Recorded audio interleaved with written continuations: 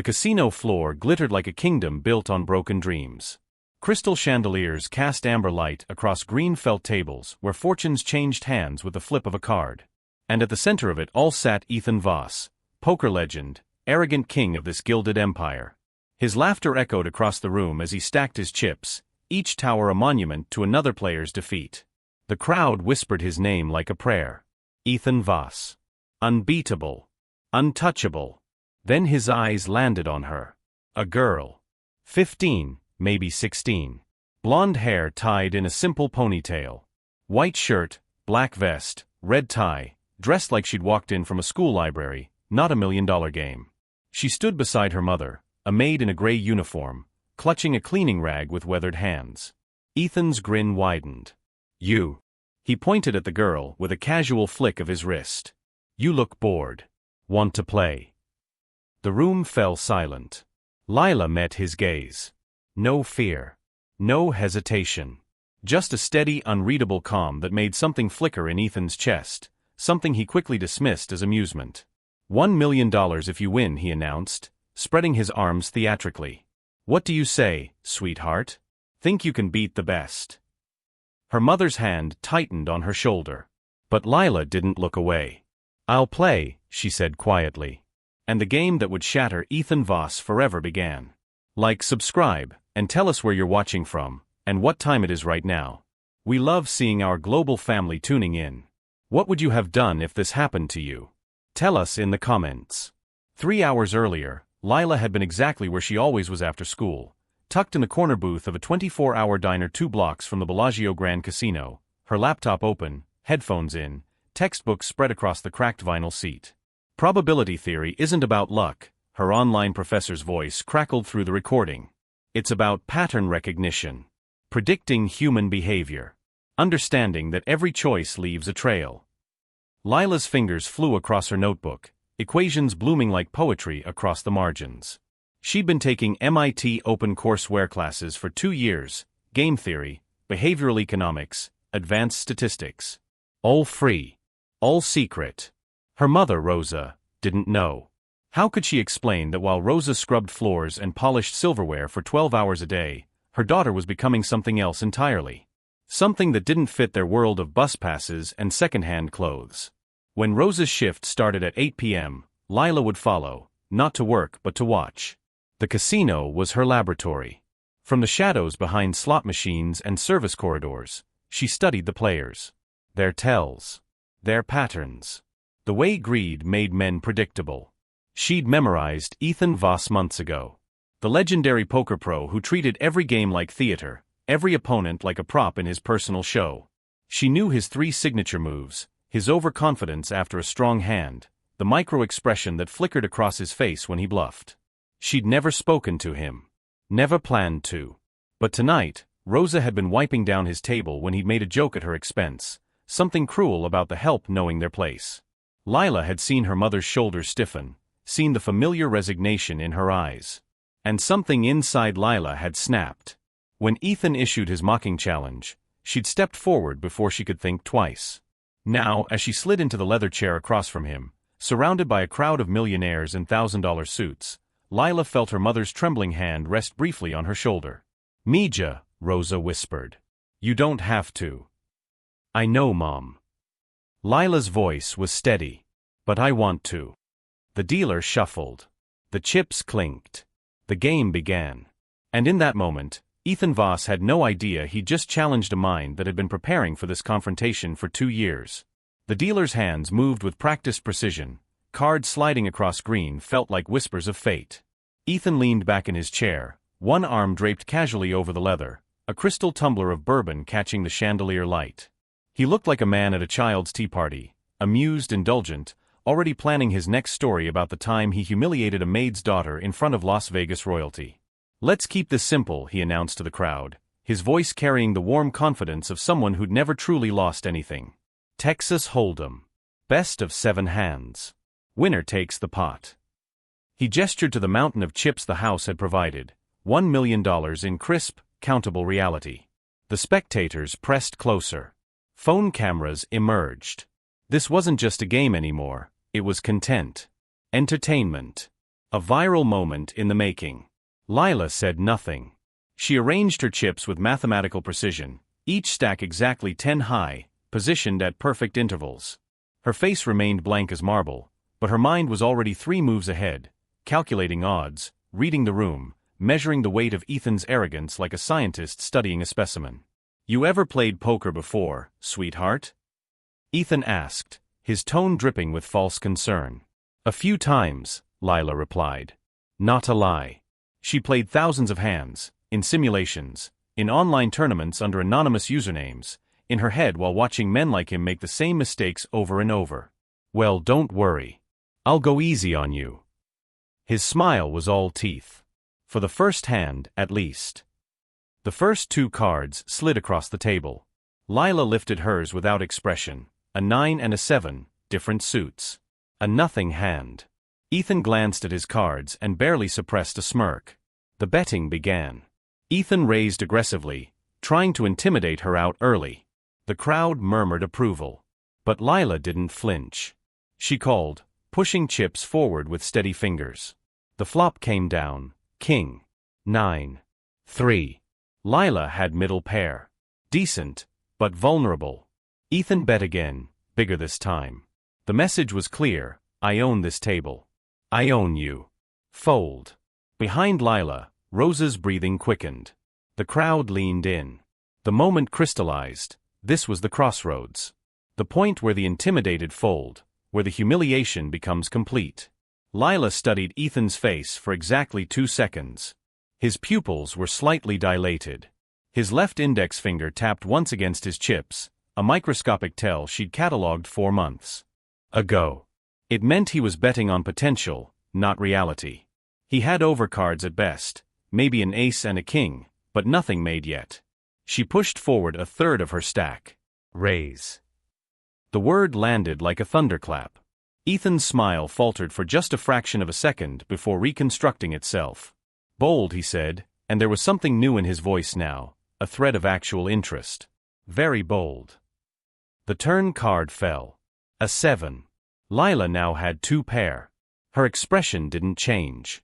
Ethan bet again, but this time with less confidence, testing her resolve. Lila raised again. The crowd's murmur shifted from amusement to fascination. Who was this girl? Where had she learned to play with such cold precision? The river card came. A meaningless 2. Ethan checked, the first sign of hesitation. Lila pushed half her remaining chips forward, the movement as deliberate as a surgeon's cut. For the first time that night, Ethan Voss felt something he hadn't experienced in years at a poker table: doubt. He called. Lila turned over her cards. 2 pair. 9s and 7s.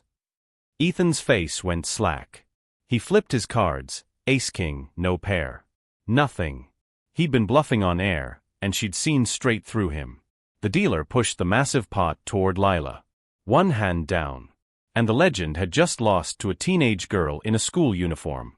The game had only begun, but the power in the room had already shifted. Ethan straightened in his chair, his jaw tight. The amusement was gone from his eyes. "Lucky hand," he muttered. Lila stacked her new chips with the same quiet precision. "Maybe," she said softly. But they both knew it wasn't luck at all. The second hand began with Ethan's confidence visibly cracked but not yet shattered. He adjusted his tie, rolled his shoulders, took a longer sip of bourbon. The crowd sensed the shift. Conversations dropped to whispers. Phones stayed raised, capturing every moment of what was becoming less of a spectacle and more of a battle. This time, Ethan played conservatively, checking when Lila bet, folding when the odds weren't in his favor. He was studying her now, really studying her, looking for the tells, the patterns, the weakness every player had. But Lila's face remained an impenetrable mask. Her breathing never changed. Her hands moved with robotic consistency. She took the second pot with a straight, built patiently across 4 betting rounds. The third hand, Ethan tried aggression again, raising pre-flop, pushing hard on the turn. But Lila met him bet for bet, her stack growing while his dwindled. When the cards were revealed, her flush beat his 3 of a kind. 3 hands to 0. "Timeout," Ethan said, his voice strained. He stood abruptly, waving over a casino manager. The crowd parted. Hushed conversations rippled through the space. Rosa moved closer to her daughter, her hand finding Lila's shoulder. Mija, you don't have to prove anything else. We can leave. I'm not leaving, Mom. Lila's voice was quiet but absolute. Not until it's finished. Ethan returned 5 minutes later, his composure somewhat restored. But there was something new in his eyes now, a hunter's focus. He'd made calls. Checked with the pit boss. Confirmed that this girl wasn't some planted prodigy, wasn't a ringer designed to humiliate him. She was exactly who she appeared to be, a teenager in a borrowed vest whose mother cleaned these floors. Which made what was happening even more impossible. You've been studying me, Ethan said as he sat down, his voice low enough that only Lila could hear. Haven't you? Lila met his gaze. I study everyone. Who taught you to play like this? The internet. Books. People like you. She paused. You have 3 tells, Mr. Voss. Your left index finger taps when you're bluffing. You touch your wedding ring when you're uncertain, even though you're divorced and shouldn't be wearing it anymore. And your breathing changes rhythm when you have a truly strong hand. It gets slower. More controlled. The blood drained from Ethan's face. She'd been watching him for months. Maybe longer. This wasn't luck. This wasn't beginner's fortune. This was a prepared opponent who'd done her homework while he'd assumed the world would always bow before his reputation. The 4th hand dealt. Ethan's hands trembled slightly as he picked up his cards, a tremor that Lila noted and filed away. This time, he played with desperate precision, managing to take a small pot when Lila folded on the river. The crowd exhaled. Finally, a win for the legend. But it felt hollow, like a consolation prize from a teacher to a struggling student. 3-1. Lila still dominated. The 5th hand was pure mathematics. Lila calculated pot odds in real time, adjusted for Ethan's increasing desperation, factored in his dwindling chip stack. When the final card fell, she trapped him perfectly. He'd gone all in on a flush draw that never materialized, while her full house sat waiting like an executioner's blade. 4-1. Ethan was nearly broke. His $1 million stake had evaporated. Sweat beaded on his temple despite the casino's perfect climate control. Around them, the crowd had swelled to over 100 people. Word had spread through the casino like wildfire. The unbeatable Ethan Voss was being systematically dismantled by a teenage girl. Someone in the crowd whispered, "Who is she?" Another voice answered, "Nobody. She's nobody." But Rosa heard it, and tears stung her eyes, not from shame, but from fierce, overwhelming pride. Her daughter, her brilliant daughter, was proving that nobody could be somebody after all. Lila glanced at her mother and allowed herself the smallest smile, the first emotion she'd shown since sitting down. Then she turned back to Ethan. "One more hand should do it," she said quietly. And Ethan Voss knew, with terrible certainty, that she was right. The dealer paused before the final hand, giving Ethan a moment to collect himself.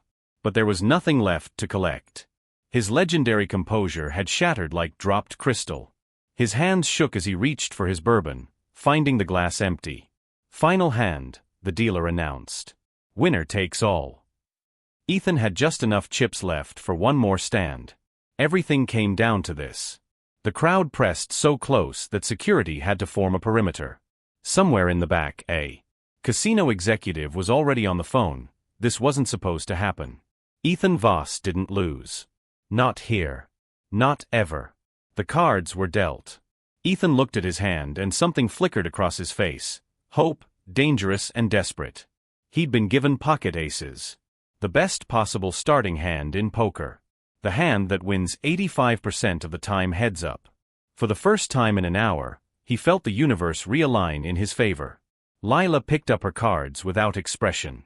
King-Queen of Hearts. A strong hand, but vulnerable. She'd need the community cards to cooperate. Ethan went all in immediately, shoving his remaining chips to the center with both hands. "Let's end this." The crowd gasped. An all-in on the first bet was desperation, or absolute certainty. Lila studied him for a long, excruciating moment. Ethan's breathing had slowed. His fingers weren't tapping. He wasn't touching his ring. Every tell screamed that he had the hand of a lifetime. She should fold. Any rational player would fold. Preserve the lead, take the victory, walk away. Instead, she called. The crowd erupted.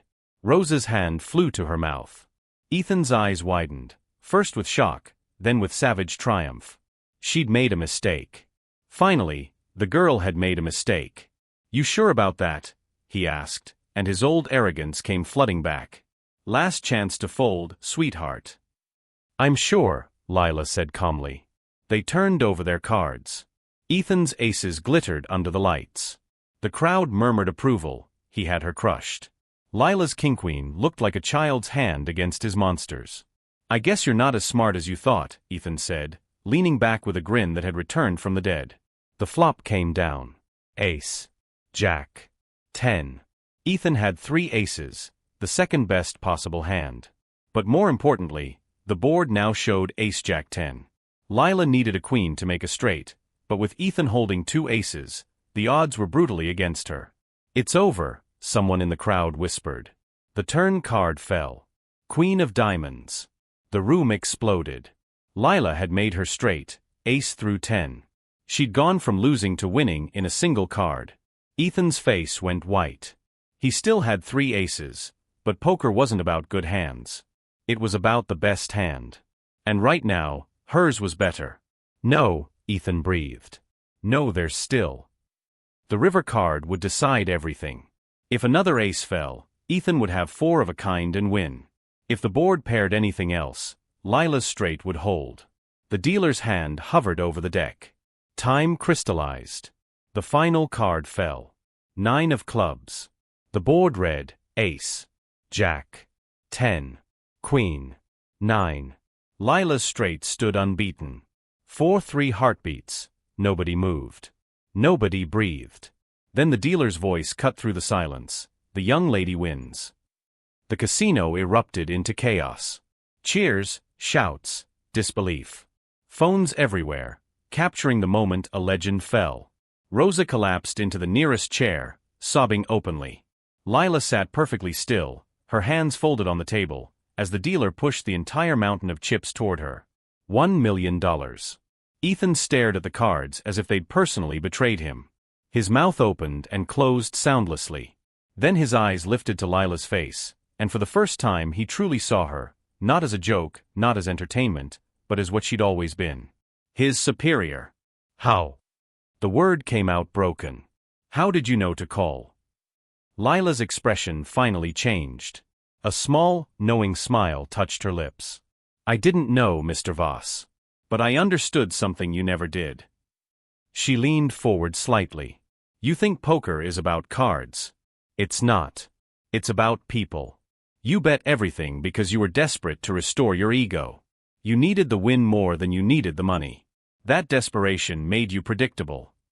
She paused, letting it sink in. "I called because I knew that a man playing to feed his pride makes different choices than a woman playing to change her life. You played for your reputation. I played for my mother's future." The words hit him like physical blows. "And that," Lila said softly, "is why you lost."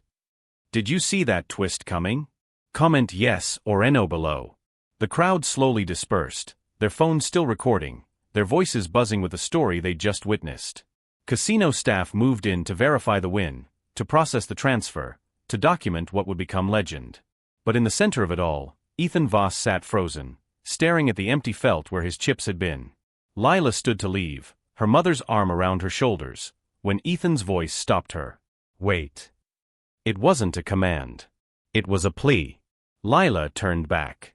The man who'd mocked her mother 3 hours ago looked like he'd aged a decade. His perfectly groomed hair was disheveled from running his hands through it. His expensive suit suddenly looked like a costume he no longer knew how to wear. "I need to understand," he said quietly, and his voice cracked on the last word. "How does someone like you, how did you?" He couldn't finish the sentence. Rosa stiffened, ready to pull her daughter away from this man who'd caused them both so much quiet pain over the months. But Lila gently touched her mother's hand. "It's okay, Mom." She walked back to the table and sat down across from Ethan one final time. Without the cards, without the chips, without the crowd, they were just 2 people in the aftermath of an earthquake. "Someone like me?" Lila repeated his unfinished question. "You mean poor? You mean the daughter of a maid?" Ethan flinched but nodded. Every night for 2 years, Lila began, her voice steady but heavy with accumulated exhaustion.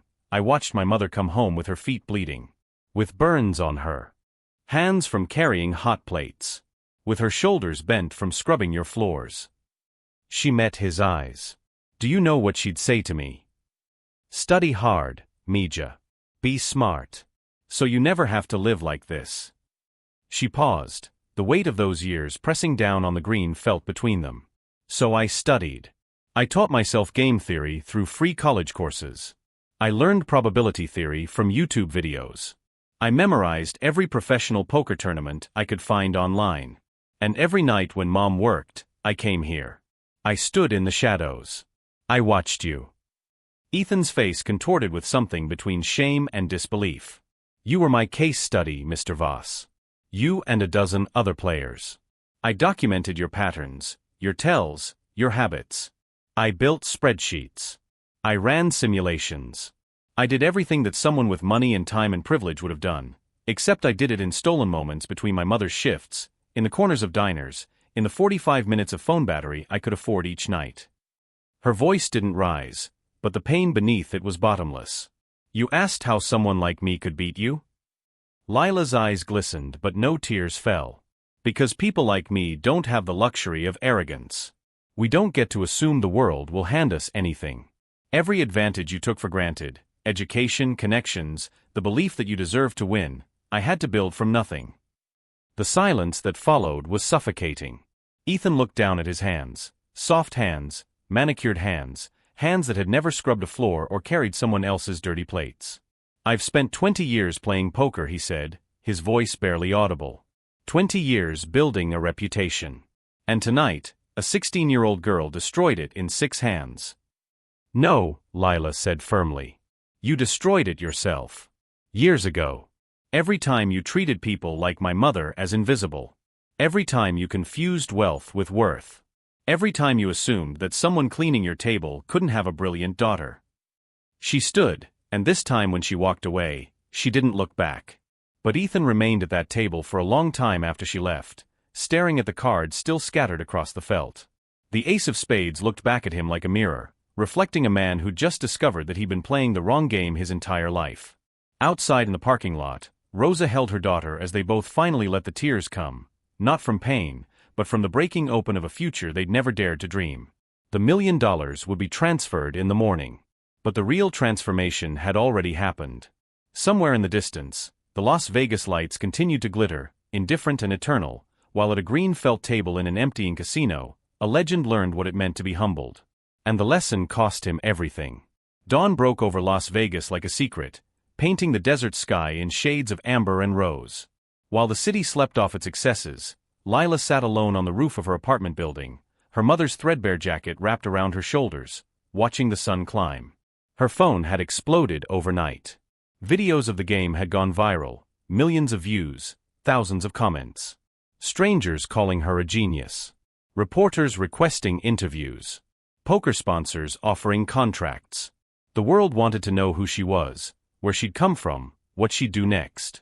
But up here, in the quiet space between night and morning, Lila felt something she hadn't expected: emptiness. She'd won. She'd proven herself. She'd secured her mother's future with a single night's work. The money would be in their account by noon, enough to pay off debts, to leave the casino job, to give her mother the life she deserved. So why did she feel like something was unfinished? Her phone buzzed. Another message. But this one made her pause. Miss Lila. It's Ethan Voss. The casino gave me your mother's contact information. I hope that's not an intrusion. I wanted to say something I should have said last night. May I call you? Lila stared at the message for a long moment. Every instinct told her to delete it, to move forward, to let him remain in the past where he belonged. But something, curiosity or perhaps something deeper, made her type back, "You have 5 minutes." Her phone rang immediately. "Thank you for answering." Ethan's voice sounded different than it had at the table. Smaller. More human. "I didn't sleep last night. I kept replaying every hand, every moment. And I realized something." Lila waited, the morning wind pulling strands of blonde hair from her ponytail. I've been chasing the wrong victory my entire life, Ethan continued. I thought winning poker games made me valuable.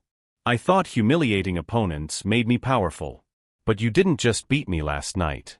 You showed me what real strength looks like. He paused, and Lila could hear him choosing his words carefully. You could have gloated. You could have humiliated me the way I've humiliated others for 20 years. But you didn't. You just played the game, took your winnings, and walked away with dignity. That's not something I ever learned to do.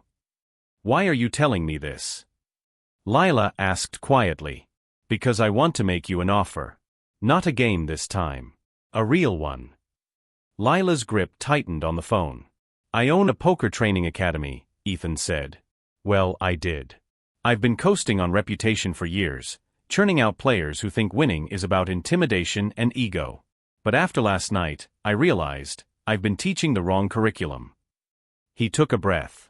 I want you to come work with me. Not as a student, as a teacher. Help me rebuild the program. Show other players what you showed me, that poker isn't about crushing people. It's about understanding them, reading them, respecting the complexity of the human mind sitting across from you. Lila's heart hammered in her chest. I'm 16, Mr. Voss. And you're already smarter than anyone I've met in 20 years. His voice carried a conviction that surprised her. You could revolutionize how this game is taught. And I'll pay you, not for your skill, but for your insight. A legitimate salary. Enough to support your mother, finish your education, build whatever future you want. The offer hung in the air between them like a bridge across an impossible canyon. Why would you do this? Lila asked. After I humiliated you in front of everyone? Because you didn't humiliate me. Ethan's voice softened. You freed me. For the first time in years, I saw past my own ego long enough to recognize something extraordinary. And I'm tired of wasting talent, starting with my own. Lila looked out at the awakening city, at the casino towers glinting in the new light, at the world that had always seemed so close to people like her and her mother. I need to talk to my mom, she finally said. Of course. Take your time. Ethan paused. And Lila? Thank you. For the game. For the lesson. For not giving up on me even when I'd given up on myself. The call ended. Lila sat in the silence, feeling the weight of the choice before her. She'd won the battle last night. But maybe, just maybe, there was a larger game to play. Not one of defeating others, but of lifting them up. Of taking the system that had tried to keep her invisible and bending it toward something better. Behind her, the roof door opened. Rosa stepped out, 2 paper cups of coffee in her hands. Her eyes red from crying through the night, but her smile radiant. Couldn't sleep either? Rosa asked, sitting beside her daughter. Mom, Lila said, turning to face her. What if we didn't just take the money and disappear? What if we used what happened last night to change something bigger? Rosa studied her daughter's face, the face she'd watched grow from infant to child to this extraordinary young woman who'd somehow contained galaxies in her mind. Tell me what you're thinking, Mija. And as the sun rose fully over Las Vegas, Lila began to explain a vision that went far beyond one night's victory. A vision of using her gift not just to escape poverty, but to prove that brilliance could come from anywhere. That the invisible deserved to be seen. That the game could be played differently. And for the first time since the cards had fallen, Lila felt the emptiness fill with something stronger than vindication. Purpose. 2 weeks later, Lila stood outside the Voss Academy of Poker, a sleek building in downtown Las Vegas with floor-to-ceiling windows and a reputation as exclusive as it was expensive. Her mother stood beside her, wearing a new dress they'd bought together, no longer the invisible maid but a woman reclaiming her dignity one day at a time. Inside, 50 of the Academy's elite students waited. Professional players, trust fund poker enthusiasts, men and women who'd paid $20,000 each for Ethan Voss's legendary training program. They'd heard about what happened that night. They'd seen the videos. And they were furious. Lila could see them through the glass, arms crossed, faces skeptical, some openly hostile. A 16-year-old girl was about to walk in and tell them how to play the game they'd invested years mastering. You don't have to do this, Rosa whispered, squeezing her daughter's hand. We have the money. We could do something else. I know, Mom. Lila squeezed back. But this isn't about the money anymore. She pushed open the door. The room fell silent as she entered. Ethan stood at the front, his expression unreadable but his posture different than it had been, less performative, more grounded. He'd lost weight. The arrogance had been carved away, leaving something more essential underneath. "Everyone," he said quietly, "this is Lila Reyes. Some of you know what happened. Some of you think this is a publicity stunt. I understand the skepticism. But I'm asking you to listen." A man in the front row, late 30s, designer watch, the cocky lean of someone who'd never been told no, laughed outright. "With all due respect, Voss, we didn't pay 20 grand to be lectured by a teenager who got lucky one night." Other voices murmured agreement. Lila walked to the front of the room without hesitation. She picked up a marker and turned to the whiteboard, her movements calm and deliberate. "You think I got lucky," she said, not as a question but as a statement. "So let's test that theory." She drew a simple poker scenario on the board. 2 players, specific hole cards, a particular flop. This is a hand from 3 nights ago. High-stakes tournament in Macau. The chip leader went all in on the flop. His opponent called. Who made the right decision? Hands went up immediately. The man with the designer watch spoke first. The all-in was correct. Dominant chip position, pressure play. Force the opponent to make a mistake. Others nodded agreement. "Wrong," Lila said flatly. She turned to the board and wrote a series of probability calculations. Pot odds, implied odds, range analysis, psychological factors. The equations flowed from her marker, like a language most of them had never fully learned to speak. The all-in player lost that hand because he played his cards instead of playing his opponent. His cards were strong, pocket kings. But his opponent had been playing conservatively for 3 hours, only entering pots with premium hands. The all-in ignored that data. He assumed intimidation would work. It didn't. She underlined a number. His opponent had pocket aces. The call was mathematically correct based on 3 hours of behavioral data. The all-in was emotionally correct based on ego. Ego lost. The room had gone completely quiet. "Poker isn't about the cards in your hand," Lila continued, turning to face them. "It's about the story your opponent is telling you through every decision they make. Most of you are so focused on your own narrative, how strong you look, how much you can intimidate, how to protect your reputation, that you've forgotten to listen to anyone else's." She walked slowly along the front row, making eye contact with each hostile face. "Mr. Voss beat me 6 times in simulations before our actual game. Did you know that? He's a brilliant technical player. But on the night we played for real money, something changed. He wasn't playing to win. He was playing to humiliate. And that shift, that prioritization of ego over strategy, created openings I could exploit." The man with the designer watch had stopped smirking. "I didn't beat him because I'm more talented than any of you," Lila said. "I beat him because I had to. Because when you have nothing, you can't afford the luxury of ego. You can't afford to play for reputation or pride. You play to survive. You play to win. And that clarity makes you dangerous." She turned back to the board and drew a new scenario, more complex, more nuanced. "This is the final hand from that night. I called an all-in with king-queen against pocket aces. Mathematically, I was a 70% underdog. Any rational player would fold. But I called anyway." "Because you got lucky," someone in the back muttered. "No," Ethan's voice cut through the room like a blade. He stood from his chair, moving to stand beside Lila.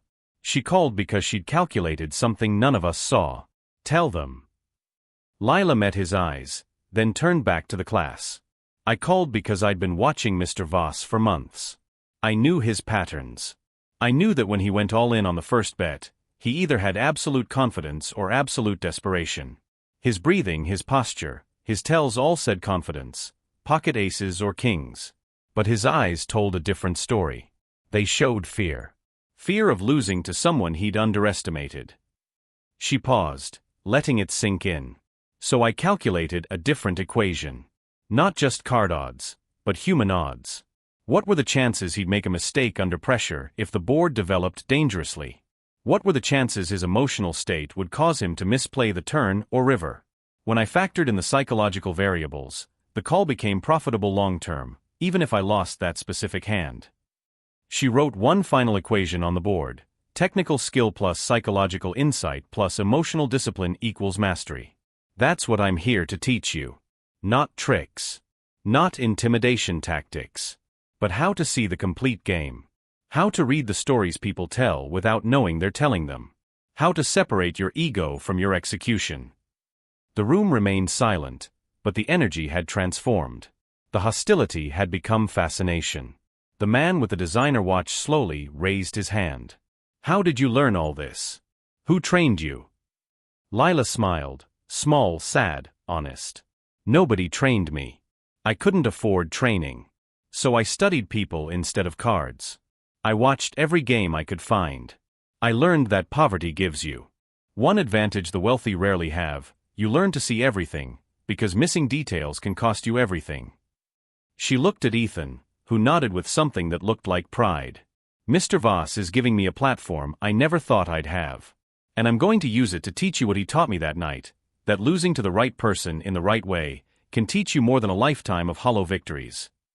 For a long moment, nobody moved. Then, slowly, the man with the designer watch began to clap. One by one, the others joined, not the polite applause of obligation, but the genuine recognition of someone who'd just witnessed mastery. Ethan stepped forward, his voice thick with emotion. I built this academy on the idea that winners crush opponents. Lila is going to help me rebuild it on something better, that winners elevate everyone at the table, including themselves. He extended his hand to her, not as a defeated opponent, but as a partner. Lila shook it. And in that moment, in a room full of players who'd spent fortunes learning to win, a teenage girl from nowhere taught them what victory actually meant. 6 months later, the Voss Academy had transformed into something unprecedented. The exclusive poker training facility had become the Voss Reyes Institute for Strategic Thinking, still teaching poker, but now also offering free classes to underprivileged youth, scholarships for brilliant minds from overlooked communities, and a revolutionary curriculum that treated the game as a gateway to understanding human psychology, mathematics, and ethical decision-making. Lila stood in the main teaching hall, now decorated with photographs of students from every background imaginable.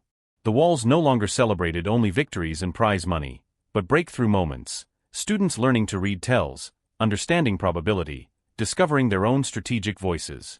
Rosa worked there too, but not as a maid. She managed the scholarship program, using her decades of experience reading people to identify which young applicants had the hunger, the discipline, the quiet brilliance that the world had trained itself not to see. She wore professional clothes now and spoke at fundraisers, telling the story of a daughter who'd refused to accept the limits society placed on them both. Ethan had become something different as well. Humbler, more thoughtful. He taught advanced strategy classes, but now he began every session with a confession. I spent 20 years thinking I was the smartest person in every room. Then a 16-year-old girl taught me that intelligence without empathy is just decorated cruelty. His reputation had changed. Some in the poker world said he'd gone soft. But applications to his academy had tripled. Players came not just to learn tactics, but to understand the deeper game, the one played in the space between minds. Today was special.